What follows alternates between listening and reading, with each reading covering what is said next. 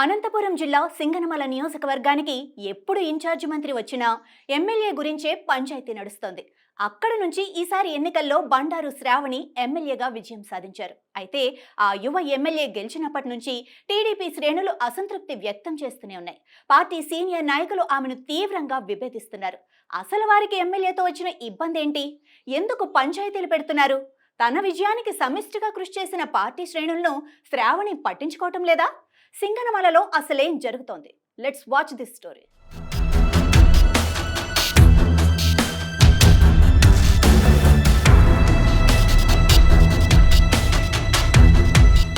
ఉమ్మడి అనంతపురం జిల్లాలో సింగనమల నియోజకవర్గానికి ఒక ప్రత్యేకమైన సెంటిమెంట్ ఉంది.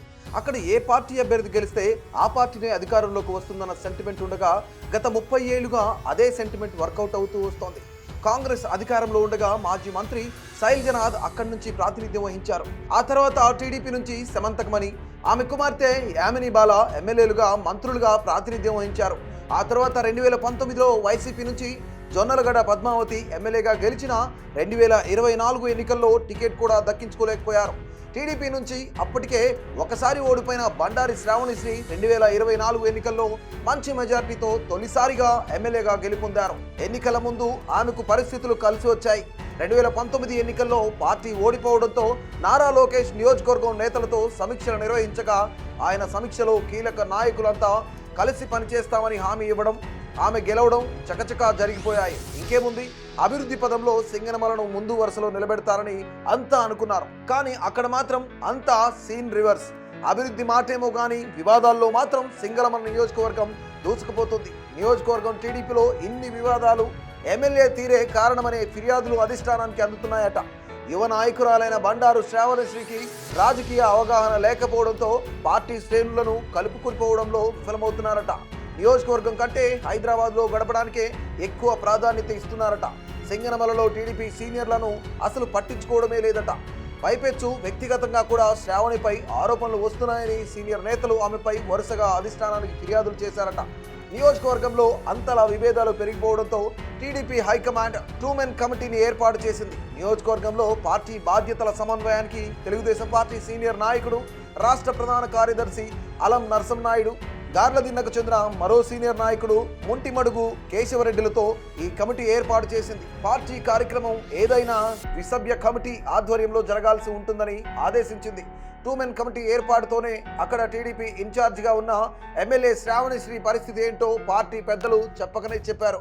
అయినా బండారు శ్రావణి నియోజకవర్గంలో ఉన్నప్పుడు పార్టీ ఇన్ఛార్జిల పెత్తనం చేయాలని చూస్తున్నారట.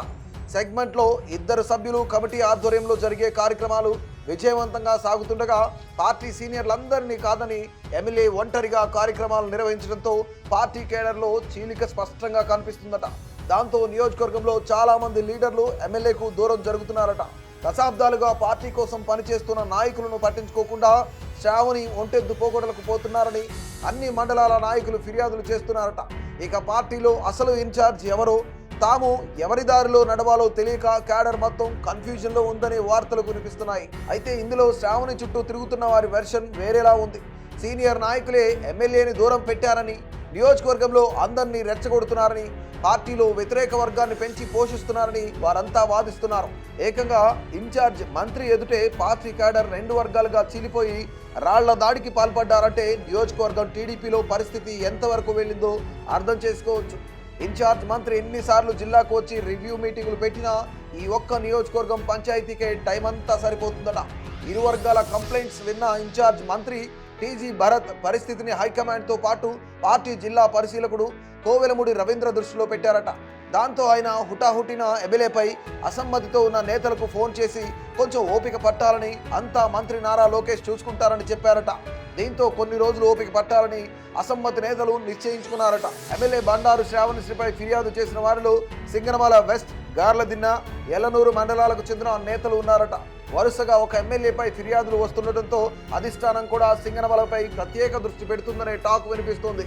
ఈ యువ ఎమ్మెల్యే వర్సెస్ సీనియర్ల పంచాయతీ ఎంతవరకు వెళుతుందో చూడాలి.